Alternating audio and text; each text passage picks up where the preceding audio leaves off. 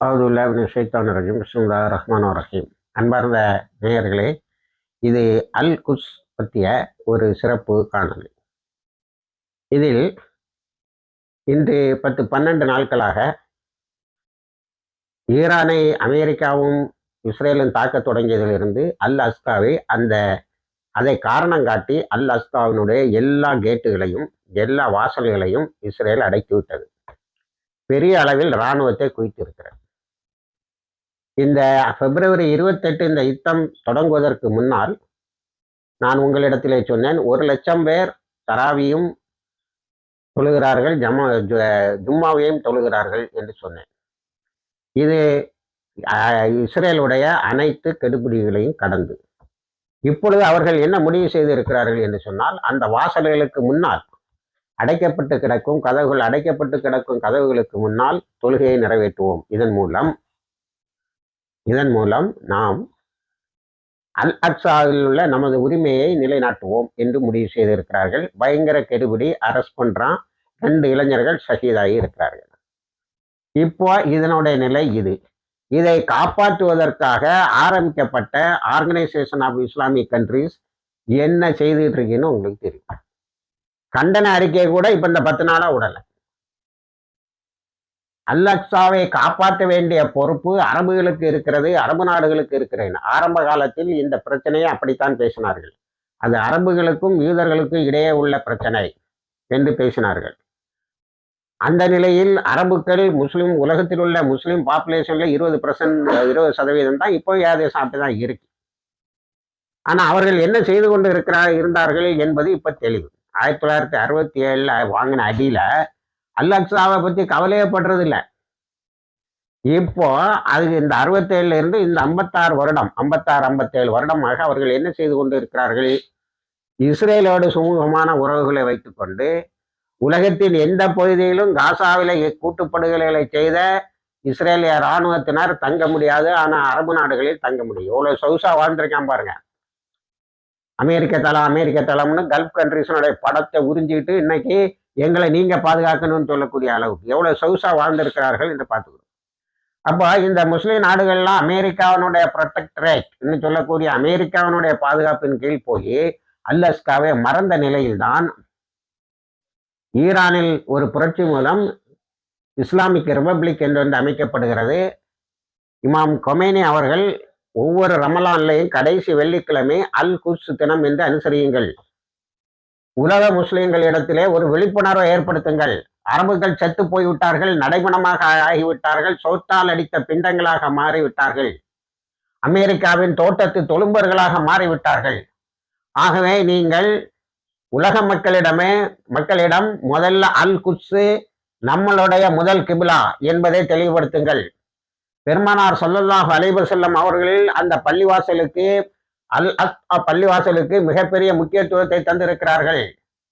அங்கே நீங்கள் சென்று தொழுங்கள். அங்கிருந்து நீங்க உம்ரா ஹஜ்ஜி போனா உங்களுடைய முன்பின் பாவங்கள் அழிக்கப்படும், சொர்க்கம் கிடைக்கும். இல்லைன்னா அந்த பள்ளிவாசல்ல விளக்கெறிவதற்கு ஒரு சொட்டு எண்ணெயாவது அனுப்பி வையுங்கள் என்று. அது இப்பொழுதே மிகவும் நிதர்சனமாக ஆகிவிட்டது. இப்ப இந்த அல் அக்ஸாவை பற்றி கவலைப்பட்டிருக்க வேண்டியவர்கள் யாரும் இல்லை.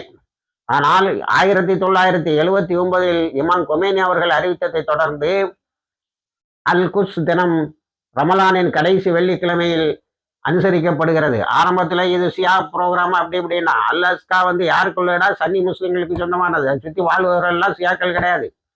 அதில் இத்தனை நாள் போராடி லட்சக்கணக்கில் சென்று தொழுது இஸ்ரேலுடைய கெடுபிடிகள் அனைத்தையும் தாங்கி கொண்டு வெற்றிகளை ஈட்டியவர்கள் சுற்றி இருக்கின்ற முஸ்லிம்கள். இப்பொழுது காசா கையை விட்டு போகும் என்ற நிலையை தெரிந்தவுடன் இஸ்ரேல் என்ன செய்கிறது? குடியிருப்புகளை 3401 குடியிருப்புகளை ஜெருசலமைட் என்று சொல்லக்கூடிய முஸ்லிம்களுடைய குடியிருப்புகளில் இருந்து அவர்களை அடித்து விரட்டி அவர்களுடைய வீடுகளை இடித்து தள்ளிவிட்டு அந்த இடத்திலே குடியிருப்புகளை கட்டி வருகின்றார். அவற்றில் பாதியானவற்றை இப்பொழுது ஈரான் அளித்திருக்கிறது. அது வேறு விவகாரம். ஆனால் அல் குட்ஸை பாதுகாக்க வேண்டிய முஸ்லிம் நாடுகள் முதல் கிபிலாவை விண்ணேற்றத்தின் போது ரசூலுல்லாஹ்வுடைய மெஹராஜ் பயணத்தை நாம் மிகவும் சிலாகித்து கொண்டாடுவோம்.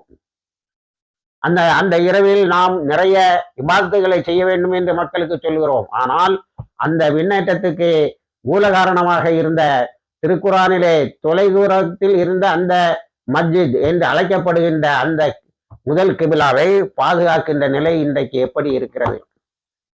நாம் அடிக்கடி சொல்வது போல இஸ்லாமிக் ரெசிஸ்டன்ஸ் சொல்லக்கூடிய இந்த சகோதரர்களை தவிர வேறு யார் அதை பற்றி கவலைப்பட்டார்கள்? சன்னி முஸ்லிம்களை பற்றி நாம் பேசினால் ஹமாஸும் அதனோடு கூடியிருக்கிற 14 அமைப்புகளும் தான் அதை பற்றி கவலைப்பட்டதை தவிர, அந்த முதல் கிபிலாவை பற்றி கவலைப்பட்டதை தவிர வேறு யாரும் இல்லை. பெருமானார் ஸல்லல்லாஹு அலைஹி வஸல்லம் அவர்கள் சொன்னார்கள், 3 பள்ளிவாசல்களுக்குத்தான் நீங்கள் புண்ணியம் தேடி பயணம் செய்ய வேண்டும். அது காபா, மஸ்ஜிது நவவி மதீனாலே இருக்கிறது. அடுத்தது நம்மளுடைய முதல் கிபிலா பைத்துல் முகத்தஸில் இருக்கக்கூடிய அல் அக்ஸா. அது இன்று மறக்கப்பட்டு வரக்கூடிய ஒரு நிலையை இருந்து கொண்டு இருக்கிறது. தொடுத்து கடுபிடிகள் மூலம் டெமோகிராஃபியா மாத்துறானா. இப்பதான் ஈரான் வந்த 10 நாள் அடியில அந்த டெமோகிராஃபிய இதா மாற்றி இருக்கிறது. ஆக ஒவ்வொரு வெள்ளிக்கிழமையும் அல் குட்ஸோடைய வரலாற்றை எடுத்து சொல்லி அந்த அல் குட்ஸ் தினத்தில் அல் குட்ஸை உமர் ரலியல்லாஹு தஆலா கைப்பற்றினார்கள் என்பது எல்லாம் அவரிடத்தில் ஒப்படைக்கப்பட்டது. முஸ்லிம் படைகளினுடைய அடுத்தடுத்த வெற்றிகளை பார்த்த பிறகு சோஃபர்னிகஸ் என்ற ஜெருசலத்தினுடைய ஆட்சியாளர் கிறிஸ்தவ தலைவர் உமர் ரலியல்லாஹு தஆலாவிடம் ஒப்படைத்து விடுவோம் என்று சொன்னார். ஒப்படைத்து விடுவோம் எப்படி சொன்னா, அபூபக்கரிடம் தான் ஒப்படைத்து இருக்க வேண்டும். ஆனா அவர் தான் அங்க தலைவராக இருந்துகிட்டு இருந்தார் முஸ்லிம் படைகளில்.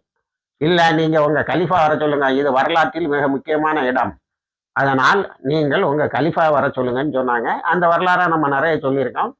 நிறைய சொல்லும்போது நாம் சொல்லுவோம், உமர் ரலியல்லாஹு தஆலா 9 நாள் பயணத்தில் ஒரு டென்ட் கூட போகப்படாமல் அங்கே சென்றார்கள். சென்றபோது அவரை வரவேற்றார்கள் சோஃபர்னிகஸ். அங்கே இருந்த கிறிஸ்தவர்களிடம் சொன்னார்கள், நம்மளுடைய வேதங்களில் சொல்லப்படுகிறது, ஒரு அரபு வருவார், அவரிடத்தில் இது ஒப்படைக்கப்படும் என்று சொல்லப்படக்கூடிய அந்த அரபு இதோ வந்து விட்டார் உமர் ரலியல்லாஹு தஆலாவை கையை காட்டியது. அதன் பிறகு அங்குள்ள இடங்களை எல்லாம் சுட்டி காட்டியது. நீங்கள் ஒன்றை கவனித்துக் கொள்ள வேண்டும், பெருமானார் ஸல்லல்லாஹு அலைஹி வஸல்லம் அவர்கள் காலத்தில் பெருமானார் ஸல்லல்லாஹு அலைஹி வஸல்லம் விண்ணேற்றத்தின் போது சென்றார்களே தவிர அதன் பிறகு அந்த இடத்துக்கு சென்றதில்லை. அந்த இடத்தை சிலாகித்து பேசினார்கள், நமக்கு சிலாகித்து நிறைய நபிமொழிகளை சொன்னார்கள், முன் அறிவிப்பும் செய்தார்கள், அது கடைசியில் கைப்பற்றப்படும் என்றும். ஈதர்களுக்கும் நமக்கும் சண்டை வராமல், அது ஈதர்களுக்கும் முஸ்லிம்களுக்கும் சண்டை வராமல் அந்த இடம் கியாமத்தினால் வராது என்று சொன்னார்கள். ஆனால் பெருமானார் ஸல்லல்லாஹு அலைஹி வஸல்லம் அவர்களிடத்தில் வரலாற்று ஆசிரியர்கள் சொல்வது, அவர்களுடைய காலகட்டத்தில் இஸ்லாம் அரேபியாவின் எல்லைகளுக்குள்ளாலே இருந்தது, ஆனால் கடிதங்கள் உலகம் முழுவதும் சென்றது. அதன் வாயிலாக இந்த உலகம் முழுவதும் முஸ்லிம்கள் வாழ்கிறார்கள். ஆனா இந்த அல் அக்ஸாவை அவர்கள் உமர் ரலியல்லாஹு தஆலா போய்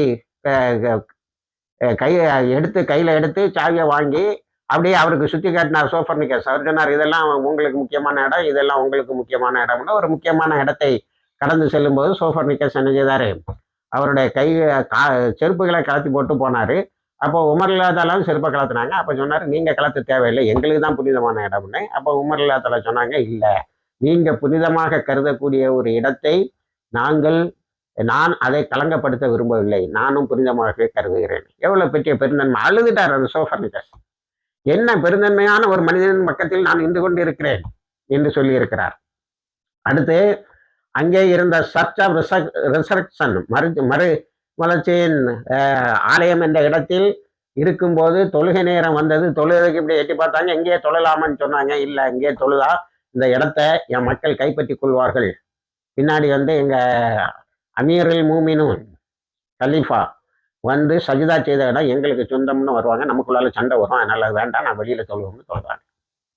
இப்பவும் அந்த உமர் மஸ்ஜித் இருக்கு. ஈதர்கள் இவ்வளவு கெடுபிடிகள்லையும் அன்னைக்கு அவர்களுக்கு உரிமையை பெற்று தந்த உமர் ரலியல்லாஹு தஆலாவுடைய பள்ளிவாசலை இன்னும் இடிக்கல. இது பள்ளிவாசல்லாம் இடிச்சுன்னா அல் அக்ஸாவே கீழோட தான் அவங்க சாலமன் ஆலயத்தை வச்சிருக்காங்களாம். அதுக்கு போகணும்னு சொல்லி ஒரு பெரிய வரலாற்று புரட்டை கட்டி எழுப்பி பள்ளிவாசலை இடிப்பதற்கான முயற்சிகள் நிறைய நடந்துட்டு, அதை நாங்கள் வருடந்தோறும் இந்த கடைசி வெள்ளிக்கிழமையில் அல் குட்ஸ் தினம்னு சொல்லி ஒரு 2 பக்க அறிக்கையை மக்களுக்கு மத்தியில் வைப்பது வழக்கம். இந்த வருஷம் இன்ஷா அல்லாஹ் வரும்.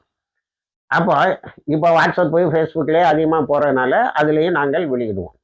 அப்போ இன்னைக்கு நீங்க அல் அக்ஸாவினுடைய நிலையை நீங்கள் எடுத்து பார்க்கின்ற போது முஸ்லிம் நாடுகள் என்ன செய்து கொண்டு இருக்கிறது? அரபு நாடுகள் இதை காப்பாற்றி இருக்க வேண்டிய அரபு நாடுகள் என்ன செய்துட்டு இருக்கு? ஜோர்டான், எகிப்து, கல்ஃப் கண்ட்ரிஸ் சொல்லக்கூடிய வளைகுடா நாடுகள் இவையெல்லாம் யூதர்களுக்கு எப்படியெல்லாம் உதவி செய்யலாம் என்று நம்ம மனசுல இருந்தே ஒன்றும் இல்லாமல் ஆக்கியிருப்பானோ.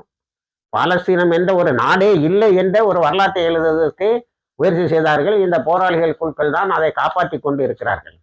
ஆக இந்த வருடம்தான் நீங்க வரலாற்றில் ஒரு விஷயத்தை கவனிக்கணும். அதாவது முதல் சிலுவை போர் 1095 தொடங்கியது. 1099 இந்த மஸ்ஜித் அல் அஸ்கா அல் அஸ்கா பள்ளிவாசல் கிறிஸ்தவர்களின் கைகளுக்கு சென்றது. அதை அவங்க எவ்வளவு தூரம் மற்றவர்களுடைய மனதை புண்படுத்தக்கூடிய அளவில் பயன்படுத்த முடியுமோ அப்படியெல்லாம் பயன்படுத்தினார்கள்.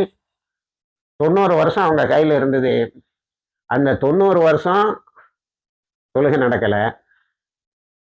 ஆனால் அதுக்கு பிறகு வரலாற்றில் 2026 பிப்ரவரி மார்ச் 1 இன்னைக்கு வரைக்கும் தொழுகை நடக்கலை. எவ்வளோ சீரியஸான ஒரு பெரிய பாதிப்பு, எவ்வளோ பெரிய ஒரு வரலாறு நமது கண்ணு முன்னாடி நடந்து கொண்டு இருக்கிறது.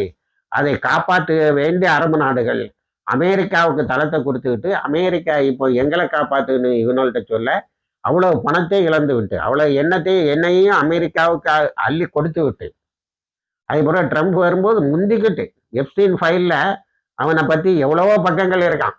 அவ்வளோ பெரிய அசிங்கமான ஒழுக்கக்கேடான ஒரு ஆளுக்கு $5 ட்ரில்லியன் போட்டி போட்டுட்டு கொடுத்தாங்க. அவன் பதவி ஏற்ற வேண்டாம். போன ஜனவரியில் பதவி ஏற்று அரபு நாடுகளுக்கு வரும்போது இவ்வளவு தூரம் இவர்கள் கீழே விழுந்த நிலையில் அந்த கேட்டுக்கு வெளியே அல்லாஸ்காவனுடைய வாசலுக்கு வெளியே நின்று தொழுகிறார்களே அந்த சகோதரர்கள். இவ்வளவு கெடுபிடிகளுக்கும் இடையே சகோதரர்களே, ஈரானுடைய மிசில்கள் அல்லாஸ்காவுக்கு மேலோடு தான் போகுது. அதிலையும் தொழுது அதை நாம் நம்முடைய இடம் என்று காப்பாற்றி கொள்ள வேண்டும் என்று சொல்லியிருக்கிறார்கள். அவர்களுக்காக துவா செய்வோம். இந்த அல்குஸ் நிரந்தரமாக யூத அமெரிக்க பிடிகளில் இருந்து நிர்வகிக்கப்பட வேண்டும். ஏன்னா இப்போ கிறிஸ்தவர்கள் உணர்றாங்க, அங்கே இருக்கக்கூடிய கிறிஸ்தவ ஆலயங்களை இடித்து, கிறிஸ்தவ ஸ்கூல்களை இடித்து, டீச்சர்ஸுக்கு பெர்மிஷனை மறுத்த பிறகு அது முஸ்லீம்கள் கைகளில் இருந்த வரைக்கும் தான் அது எல்லோருக்குமானதாக இருந்தது. உமர் அல்லா தாலாவுடைய அந்த எக்ரிமெண்ட்னு சொல்லுவாங்க, உமரியத்துன்னு சொல்லி. அந்த உமரியத்தினுடைய தனித்தன்மை என்ன வந்து சொன்னால், யூதர்களுடைய வழிபாட்டு உரிமைகளும் பாதுகாக்கப்பட்டது, கிறிஸ்தவர்களுடைய வழிபாட்டு உரிமைகளும் பாதுகாக்கப்பட்டது. அது யாரால் கெட்டப்பட்டதோ, யாருக்காக கெட்டப்பட்டதோ, யாருடைய தொழுகைக்காக கெட்டப்பட்டதோ அந்த முஸ்லிம்களுடைய உரிமையும் பாதுகாக்கப்பட்டது. இப்படி தொலைதூர நோக்கத்தோடு அன்றைக்கு அவர்கள் உரிமை கொடுத்ததால் இன்றைக்கு அதை மறந்த நன்றி கெட்டவர்களாக இந்த யூதர்கள் அதை மூடி போட்டு இருக்கிறார்கள். அதற்கு வெளியே தொழுபவர்கள் அந்த பள்ளிவாசலை மீட்பார்கள் என எதிர்பார்ப்போம். அதற்காக துவா செய்வோம். வாழ்க்கை தவானா அல்ஹம்துலில்லாஹ் ரபில் ஆலமீன்.